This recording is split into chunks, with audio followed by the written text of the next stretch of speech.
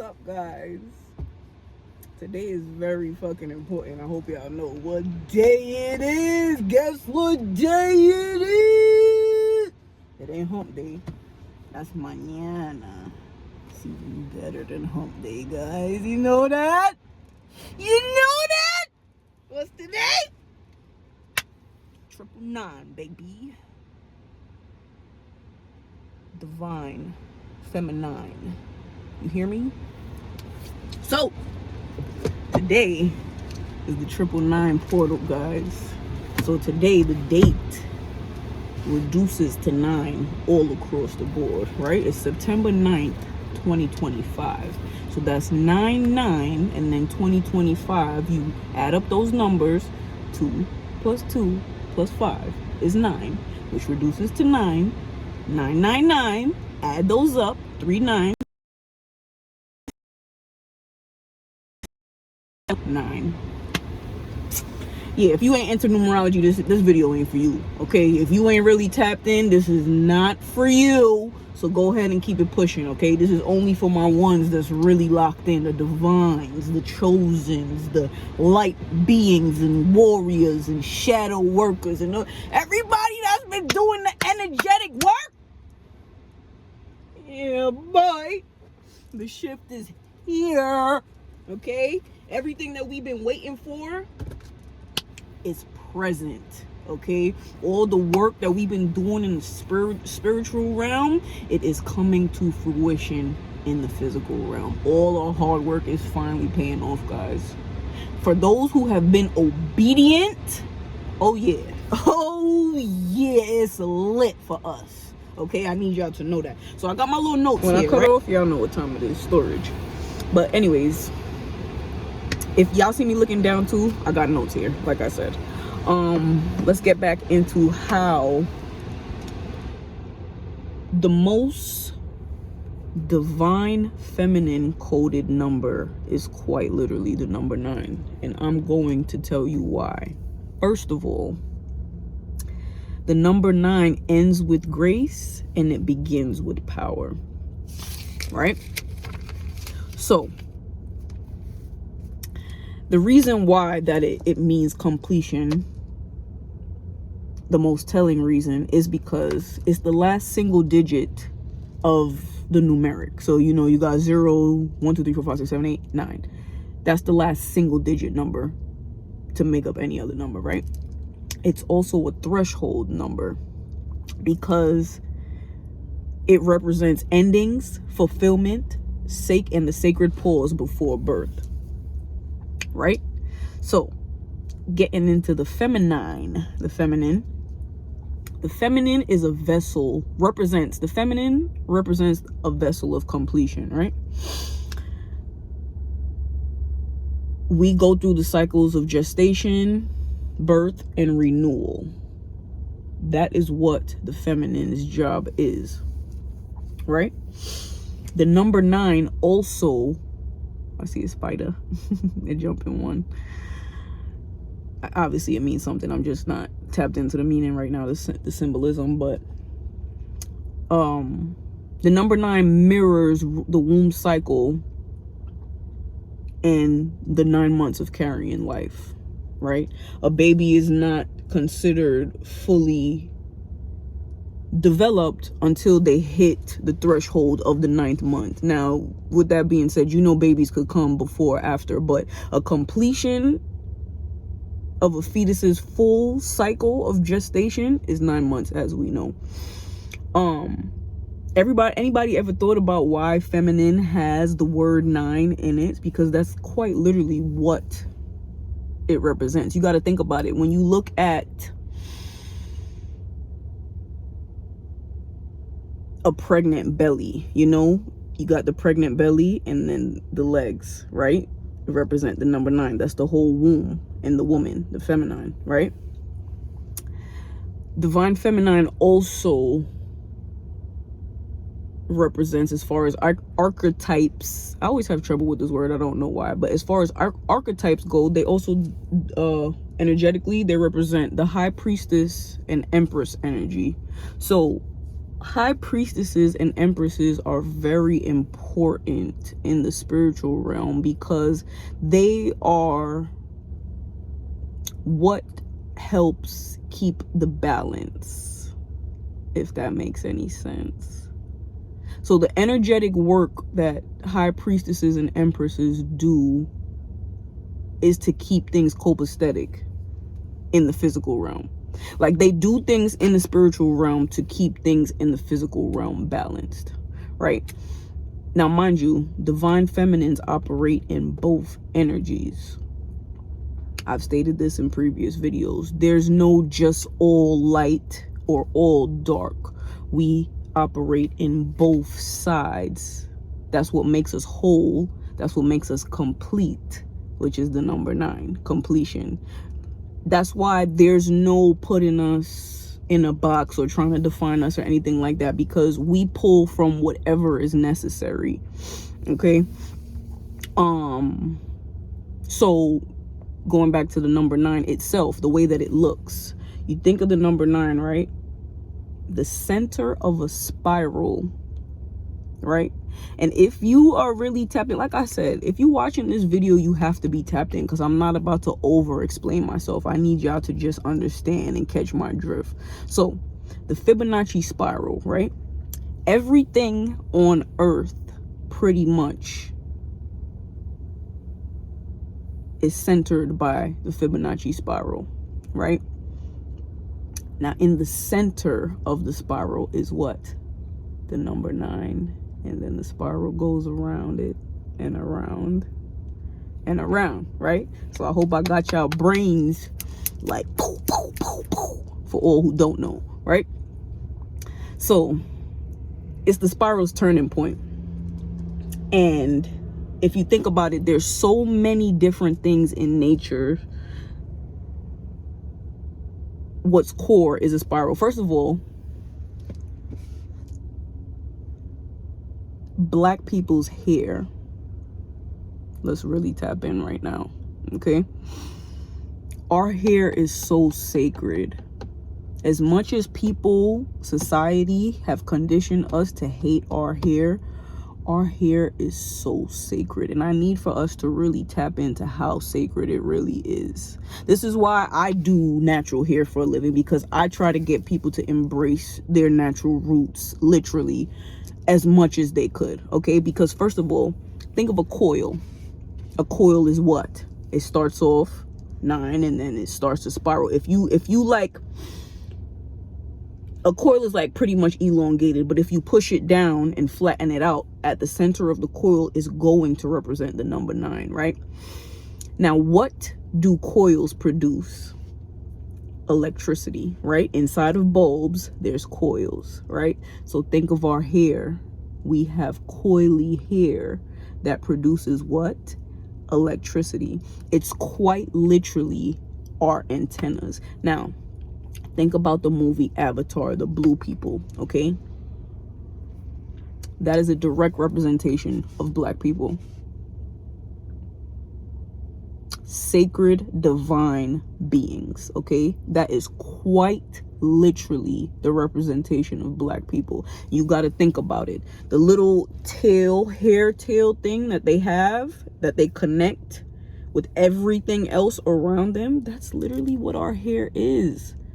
Antenna. This is literally our energy outside of our body. Why do you think our hair defies gravity?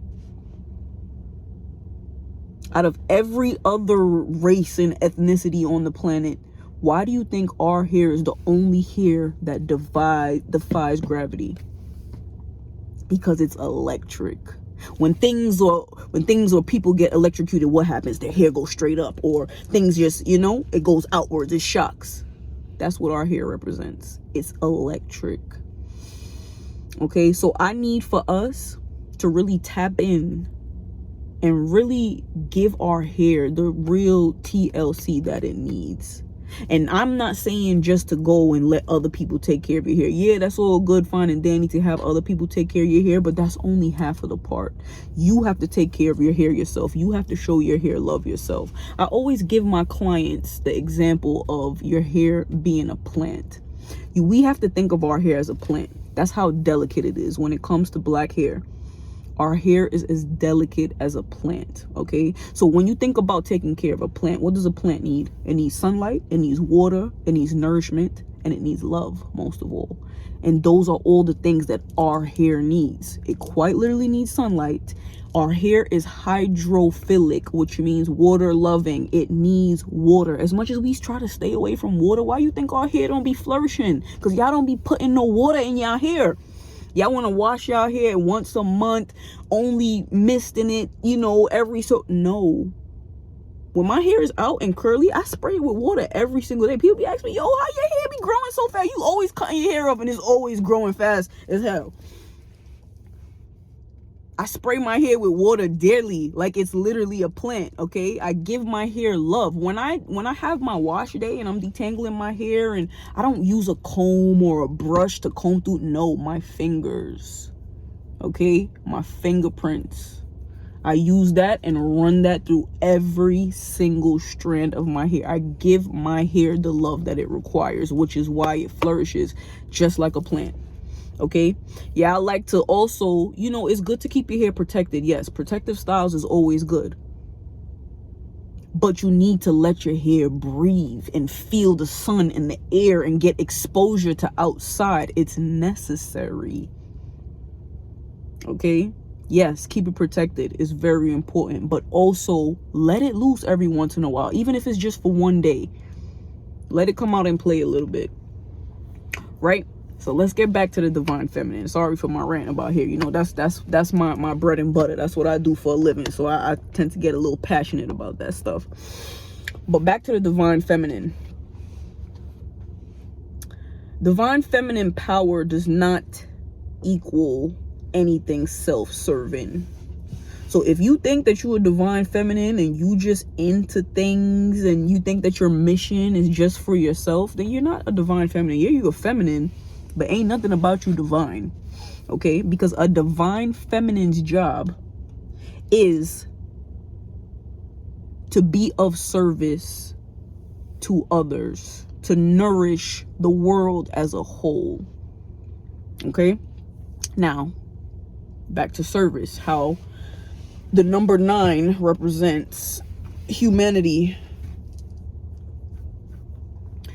The number 9 is quite literally the humanitarian number. That's what it represents, right? And the feminine principle of being a humanitarian is working for the collective.